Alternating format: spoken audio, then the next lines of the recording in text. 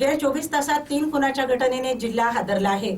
महागाव येथे पैशाच्या देवाणघेवाणीतून एका 75 वर्षीय वृद्धाची हत्या करण्यात आली, तर दारवा येथे घरकुल योजनेच्या पैशावरून जन्मदात्या पित्यानेच आपल्या मुलावर जड वस्तूने प्रहार करून हत्या केली।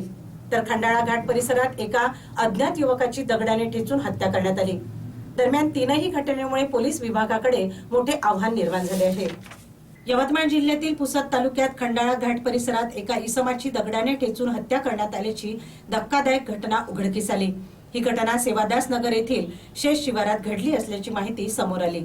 घटनेची माहिती मिळताच पोलीस घटनास्थळी दाखल झाले असून परिसराची पाहणी करण्यात आली। मात्र मृत इसमाची ओळख अद्याप पटलेली नाही। या प्रकरणाचा पुढील तपास वसंतनगर पोलीस करीत असून आरोपींचा शोध घेण्यासाठी विविध पथके तैनात करण्यात आली आहे।